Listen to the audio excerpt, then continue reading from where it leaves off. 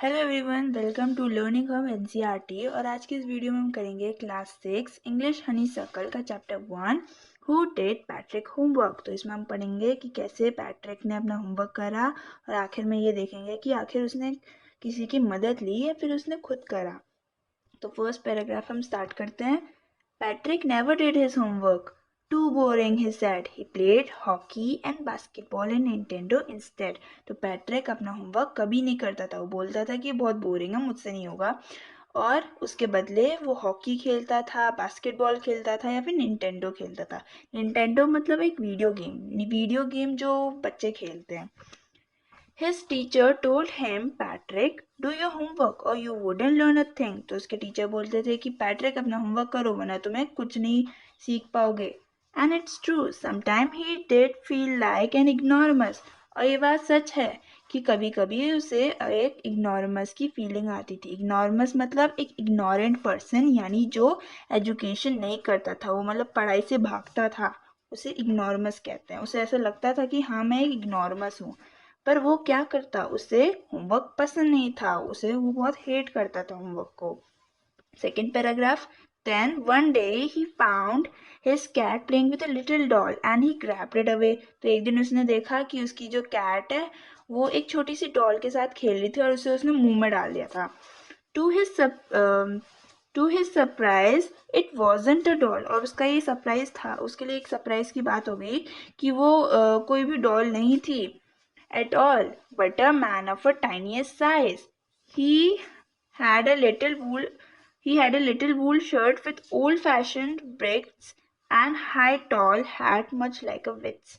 तो उसकी एक छोटी सी वूल की बनी हुई शर्ट थी जिसमें ब्रेचेस, ओल्ड फैशन ब्रेचेस लगे हुए थे। ब्रेचेस यानी जैसे कि हमारा ये एक शर्ट है और नीचे से पैंट है, ट्राउजर है, और इसकी कुछ लाइनिंग्स हमारी शर्ट से कनेक्ट करती है, उसे ब्रेचेस कहते हैं। He yelled, Save me! Don't give me back to that cat. I'll get you wish. I promise you, Dad.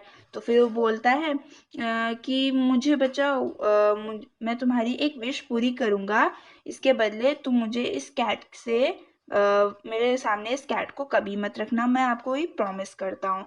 तो इसमें क्या होता है, जब पैट्रिक को देखता है कि उसकी जो कैट है वो एक छोटे से डॉल के साथ खेल रही है, लेकिन वो बाद में सरप्राइज हो जाता है क्योंकि वो डॉल नहीं थी, वो एक इंसान था, बल्कि एक छोटा सा इंसान जिसे एल्फ कहते हैं, जिनकी हाइट बहुत कम होती है।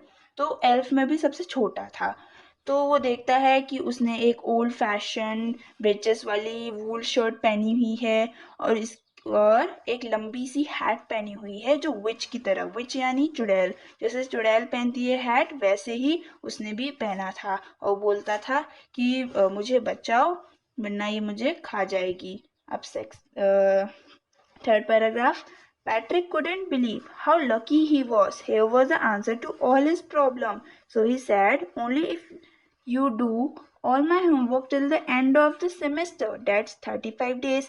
If you do a good job, I could even get A's. तो बोलता है, मतलब पैट्रिक के लिए बहुत खुशी की बात होती है कि वो कितना लकी है।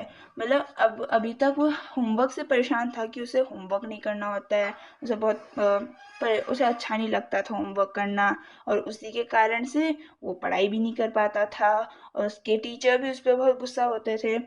तो अब पैट्रिक के पास उसका सारा सोल्यूशन आ गया था उसकी प्रॉब्लम के, कि हाँ अब मैं इससे अपना होमवर्क कराऊंगा।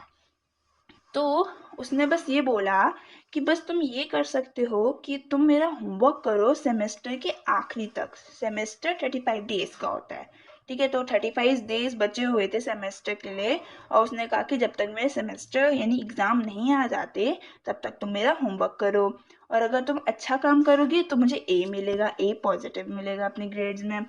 फोर्थ हमारा है The little man face wrinkled like a dishcloth thrown in a hamper. तो उसका जो फेस है, उसका जो मुंह है वो पूरा सिकुड़ गया था, जैसे गुस्से से सिकुड़ गया था, और जैसे कि कोई डिश क्लॉथ होता है, डिश क्लॉथ यानी जिससे हम बर्तनों को साफ करते हैं, वो किसी हैम्पर में फेंके हुए, हैम्पर यानी एक बास्केट जिसके ऊपर ढक्कन लगा होता है।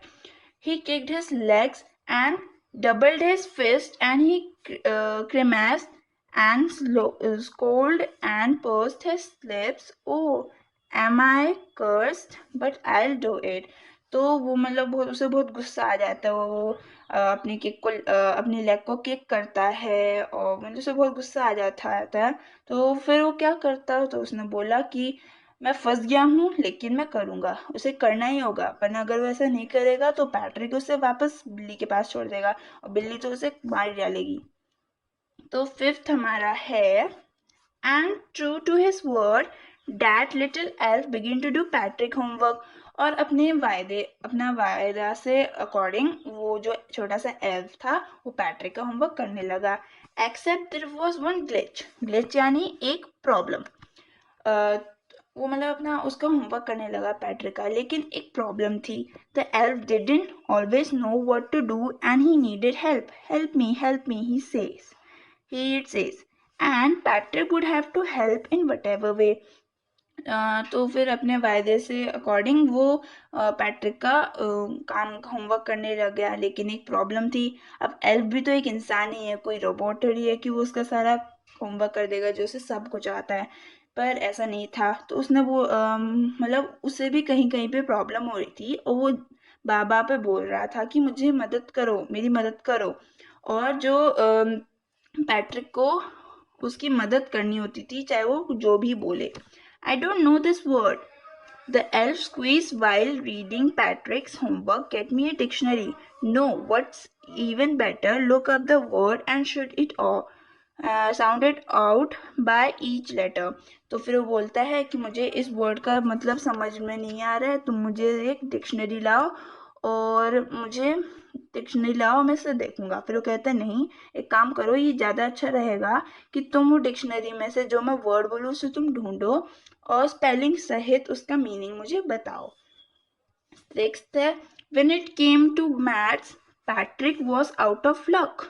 यानी जब वो मैथ्स के बारे में आता था तो जो पैट्रिक है उसकी लक काम नहीं आती थी, क्योंकि मैथ्स में तो एल्फ कमजोरी होते हैं। What are time tables, the elf shrieked यानी gave a short high pitch cry. तो मतलब बहुत गुस्से से चिल्ला देते थे, ये टाइम टेबल्स क्या होते हैं, we elf never need that. तो बोलता है कि हम एल्फ को तो कभी इसकी ज़रूरत ही नहीं होती थी कि हम मैथ्स करें, and additions and subtractions and division and fractions। Here, sit down beside me, you simply must guide me। तो फिर एल्फ को समझ नहीं आता कि ये मैथ्स क्या होता है, तो बोलता है टाइम टेबल क्या होता है, कि एडिशन क्या होता है, सब्ट्रैक्शन क्या होता है, डिवीजन फ्रैक्शन से होते क्या है। अब तुम बस मेरे बगल में बैठो और मुझे गाइड करते रहो कि मुझे क्या क्या करना है और मैं तुम्हारा काम कर दूंगा। Else know nothing of human history. और ह्यूमन हिस्ट्री के बारे में एल्फ को कुछ भी नहीं पता था। टू देम इट्स मिस्ट्री, और उनके लिए होना ही था क्योंकि ये बहुत बड़ी मिस्ट्री थी। मिस्ट्री यानी puzzle. So the little elf already a shouter, just got louder. Go to the library. I need books, more and more books, and you can help me reading them too. Read them too। तो फिर जो elf है वो चिल्लाने लग जाता है, क्योंकि उसे ह्यूमन हिस्ट्री के बारे में कुछ भी नहीं पता था, क्योंकि उसके लिए वो एक मिस्ट्री थी, एक प्रॉब्लम थी।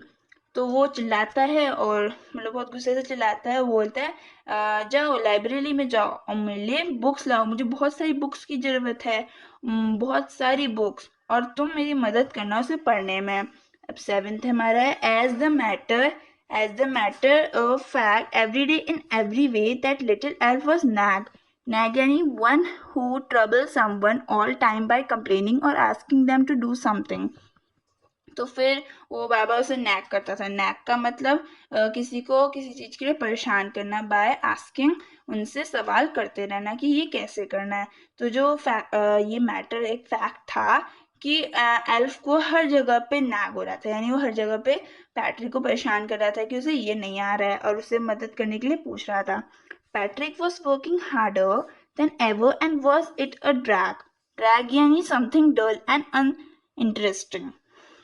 तो जो पैट्रिक है वो पहले से भी ज़्यादा मेहनत से अपना काम कर रहा था, जैसे वो पहले से करता था उससे पहले से और ज़्यादा कर रहा था। He was staying up nights, had never felt so weary, was going to school with his eye puff and bleary।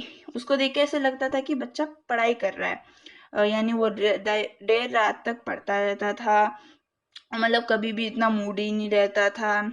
और अपनी स्कूल जाता था। उसकी आँख पफ्ड, पफ यानी थकी हुई आंखें, पफ्ड एंड ब्लीडी का मतलब वही होता है कि उसके आंखों को देख कर लग रहा है ये बहुत मेहनत कर रहा है, थकी हुई आंखें होती हैं उसे। 8. Finally, the last day of school arrived and the elf was free to go. As for homework, there was no more. अब आखिरी दिन आता है स्कूल का, तो जो एल्फ है वो फ्री हो जाता है कि अब वो आराम से घर जा सकता है अपने, और क्योंकि जो होमवर्क था वो भी खत्म हो चुका था, कुछ भी नहीं बचा था। So he quietly and slightly slipped out the back door, तो फिर वो चुपके से पीछे के दरवाजे से बाहर निकल गया। 9th, Patrick got his A's. His classmates were amazed. His teacher smiled and were full of praise, and his parents, they wondered what had happened to Patrick. तो पैट्रिक को ए पॉजिटिव मिले उसकी ग्रेड में। उसकी जो क्लासमेट है मतलब बहुत अमेज हो गए थे कि हैं पैट्रिक भी ऐसा कर सकता है, और जो उसके टीचर हैं वो मतलब उसकी तारीफ करने से रुक ही नहीं रहे थे और बहुत स्माइल कर रहे थे। और जो उसके पेरेंट्स हैं उन्हें तो ऐसा लग रहा था कि पैट्रिक को हो क्या गया है। He was now the model kid, तो उन्हें जैसा बच्चा चाहिए था वैसा ही बन चुका है। Cleaned his room, did his chores, was cheerful, never rude, like he had developed a whole new attitude. तो फिर जैसा वो चाहते थे कि पैट्रिक ऐसा हो वैसा ही सेम बन गया है, क्योंकि वो अपनी जो रूम है उसे साफ करता रहता था, अपने सारे काम करता था, चोर यानी छोटे छोटे काम जो हम हमेशा करते हैं जो काफ़ी बोरिंग भी होते हैं। और मतलब बहुत चेयरफुल रहता था, हंसी मजाक करता रहता था, खिलखिला रहता था, नेवर रूड, कभी भी रूड नहीं रहता था। और उसको देख के ऐसा लगता था कि ये पैट्रिक नहीं है, ये कोई और ही है, जैसे कि उसने एक पूरा नया एटीट्यूड चेंज कर लिया। एटीट्यूड यानी किसी के बारे में फीलिंग्स, यानी कि कौन कैसा है उसको एटीट्यूड कहते हैं। हर किसी के पास एक एटीट्यूड होता है अलग अलग। 10th है, you see in the end Patrick still thought he made that tiny man do all his homework, but I'll share a secret just between you and me. It wasn't the elf, Patrick had done it himself. तो फिर last में Patrick को लगता है कि उसका सारा homework उस छोटे से इंसान ने करा है, लेकिन पोएट बोलते हैं, सॉरी ऑथर बोलते हैं कि एक सीक्रेट मैं बस तुम्हारे और मेरे बीच में रखता हूँ, क्योंकि पैट्रिक ने कुछ होमवर्क करा नहीं, क्योंकि सारा होमवर्क सॉरी एल्फ ने कोई होमवर्क करा नहीं, क्योंकि सारा होमवर्क पैट्रिक ने खुद से करा। तो इसके ऑथर है कैरोल मूरे, और हमारे यहाँ पे एक चैप्टर कंप्लीट हो गया है। इसके क्वेश्चन आंसर हम अगली वीडियो में शेयर करेंगे, तब तक के लिए बाय बाय। अगर आपको वीडियो अच्छी लगी तो लाइक कीजिए, चैनल को सब्सक्राइब कीजिए, ज़्यादा से ज़्यादा शेयर कीजिए। Thank you for